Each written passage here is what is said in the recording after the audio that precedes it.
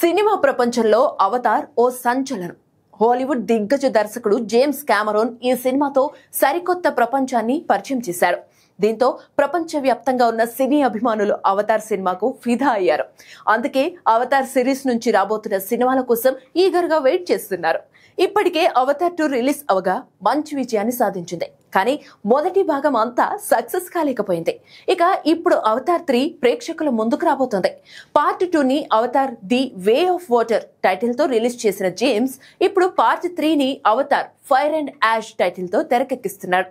ఈ ఏడాది డిసెంబర్ 19న అవతార్ 3 రిలీజ్ కు ప్లాన్ చేస్తున్నారు. ఈ నేపథ్యంలో రీసెంట్ గా అవతార్ 2ని రిలీజ్ చేశారు. గతంలో కూడా పార్ట్ 2 రిలీజ్ అయినప్పుడు పార్ట్ 1ని రిలీజ్ చేశారు. అప్పుడు మంచి రెస్పాన్స్ వచ్చింది. కానీ పార్ట్ 2 రిలీజ్ మాత్రం ఫ్లాప్ అయింది. ఈ సినిమా కనీసం 5 కోట్లు కూడా కలెక్ట్ చేయలేదంటూ కథనాలు వెలువడుతున్నాయి. దీంతో ఈ ఎఫెక్ట్ అవతార్ 3 పై ఉంటుందా అనే చర్చ మొదలైంది. కానీ అలా జరిగే ఛాన్స్ లేదని ట్రేడ్ వర్గాలు చెబుతున్నాయి. ఎందుకంటే అవతార్ సినిమా రిలీజ్ అయిన 12 ఏళ్లకు పార్ట్ 2 రిలీజ్ అయింది. అందుకే పార్ట్ 1 రిలీజ్ కు సూపర్ రెస్పాన్స్ వచ్చింది. కానీ ఇప్పుడు పార్ట్ 2 వచ్చిన 3 ఏళ్లకే పార్ట్ 3 వస్తుంది. అందుకే Avatar the way of water release కు పెద్దగా రెస్పాన్స్ రాలేదని చెప్పొచ్చు.